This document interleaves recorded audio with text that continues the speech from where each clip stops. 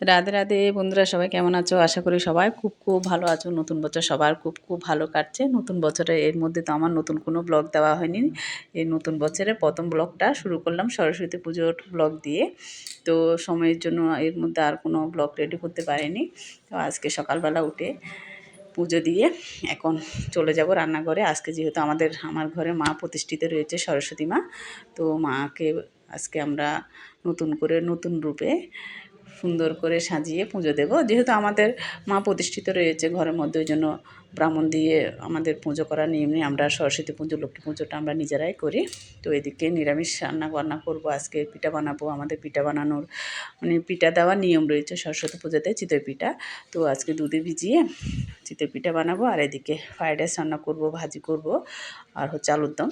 তো নিরামিষ রান্না করে দুপুরবেলা একেবারে মাকে দিয়ে দেবো। সব জোগাড় চলছে। এদিকে মা সবটা বাজার করে পুজোর সামনে রেডি করে রেখেছে। আর এদিকে আমার রান্নাঘরের কাজগুলো সব কমপ্লিট করে চলে আসলাম পুজোর ঘরে। আসলে সরস্বতী পুজো মানে তো বড়দের থেকে না ছোটোদের আনন্দটা বেশি। আসলে ছোটোবেলায় আমরা বসে থাকতাম অপেক্ষা করে কবে সরস্বতী পুজো আসবে। সরস্বতী পুজোর দিন সরস্বতী মাকে কুল না দিয়ে আবার কুল খাওয়া যাবে না। হ্যাঁ, অনেক নিয়ম ছিল ছোটোবেলায়। শাড়ি পরবো, বন্ধুরা সবাই খুব ঘুরতে বেরোবো, আনন্দ করব। সেরকম দিনগুলো এখন খুব খুব মনে পড়ে। আমার ছেলে মেয়েও অপেক্ষা করে থাকে কবে সরস্বতী পুজো আসবে। ছোটোবেলায় তো সেজে গুজে সবাই চলে যেতাম। আমরা একটা পাড়ার মধ্যে সবাই চলে আসতাম বাচ্চারা। আর একটা পাড়ার মধ্যে একটা জায়গার মধ্যে মাকে আনা হতো, ওখানে ছবি দিয়ে আমাদের পুজো হতো আর কি। আমরা যখন ছোটো ছিলাম। আর এখন তো সবার ঘরে ঘরে পুজো হয়, সরস্বতী পুজো হয়। তো বাচ্চারা খুব আনন্দ করে।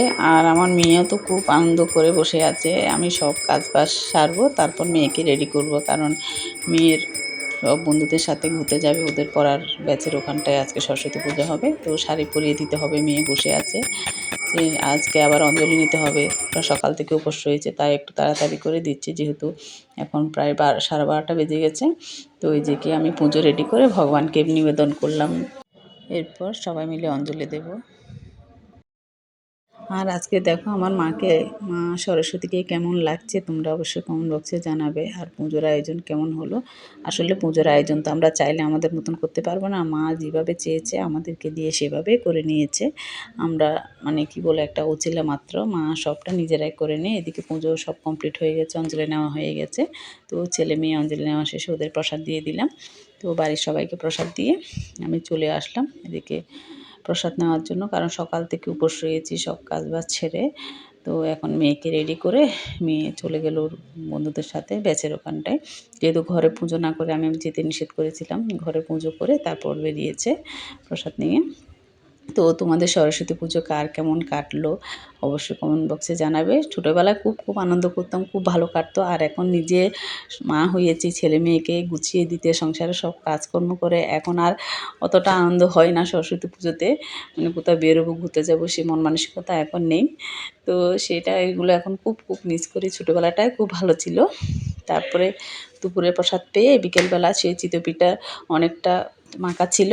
পিঠেগুলো আমার শুকনো খেতে ভালো লাগে। দুপুরবেলা তো দুধে ভিজানো বানিয়েছি, তা শুকনো গরম গরম বানিয়ে টিফিন করলাম, সন্ধ্যের টিফিন। আরে দেখো পুচকু সোনাটা এসছে, মেয়ের সাথে বসে তোমার টিভি দেখছি। কি করছে দেখো, শুনো তোমরা।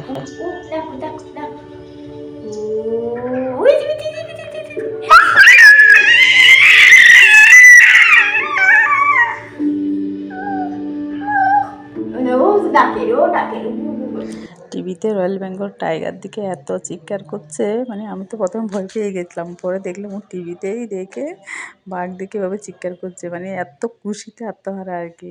তো ওকে নিয়ে কিছুক্ষণ মজা করলাম, করার পরে তো বাড়ি দিয়ে আসলাম ওকে আবার। তো আজকের ভিডিওটা কেমন লাগলো অবশ্যই জানাবে।